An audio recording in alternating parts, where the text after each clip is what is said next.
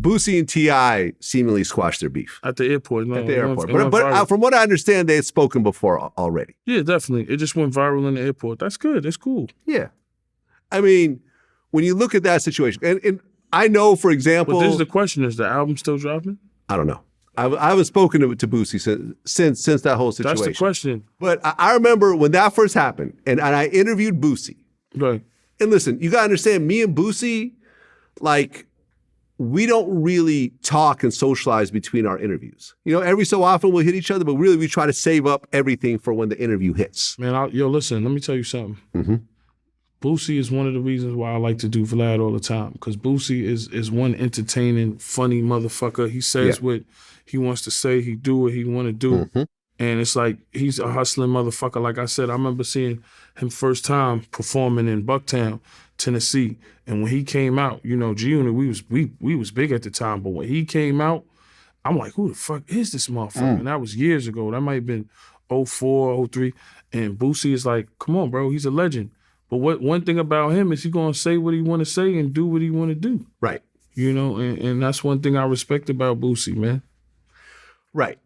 But I'm saying this to say this. Before the interview, I had no idea what Boosie was gonna say about the T.I situation. Because T.I had done an interview, well, he did his own podcast, like from a previous year that started to go viral the weeks leading up to this Boosie the paperwork interview. party. And he said, he basically said that, there was a situation where me and my cousin caught a gun charge and my cousin died, and I told on my cousin to get off. You telling him, and I was like, telling him to go. Yeah, exactly. So when I brought it up to Boosie, I had no idea what Boosie was going to say.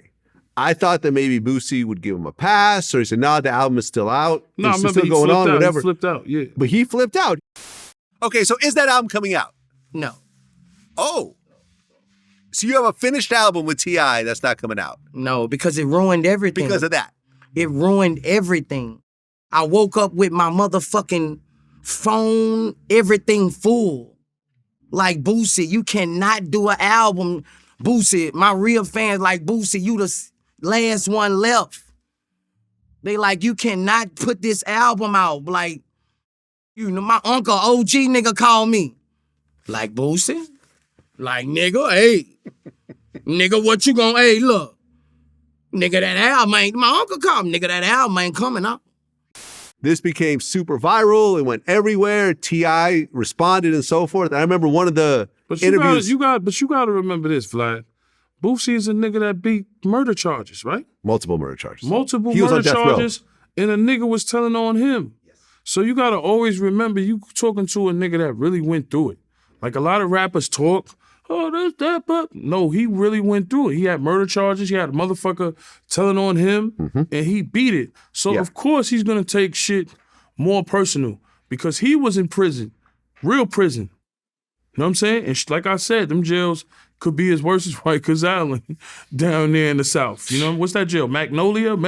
Yeah. What's Louisiana? I don't know where he was at. Them shits in Louisiana, the jails in Atlanta, that shit could be as worse as Rikers Island. Absolutely. Now, what I'm saying to you is he gets in his feelings about it because that motherfucker went through it. Of course. Somebody was telling on him for something he ain't do. So, of course, he's going to always get personal and feel tight about it. Yeah. You know what I'm saying? We sat there and watched Boosie go to jail and watch him beat his cases in. Thank God, because he a legend. I fuck with Boosie. That's why. You know, I always fuck with Boosie. I tell you, I could send a New York nigga a record, I'll never get it back. I'll send Boosie a record, I get that shit back. I send Gucci a record, I get that shit back the next day. I send Yo Gotti a record, I get the shit back the next day. That's why I always shout out them niggas from the South. Bun B, same thing. Yeah, Bun B. That's one thing I give about them niggas from the South. They always show love, and that's why they shit is so successful now. And I love they lane. Because like I said, I could call a New York rapper, I ain't gonna say no names, never get the record. Yeah. I call fucking Boosie, got the record, yeah. Gucci, done. Yo Gotti, done. Waka Flocka, shit done. You know what I'm saying? So I always shout out them niggas and respect them niggas from down there, you know?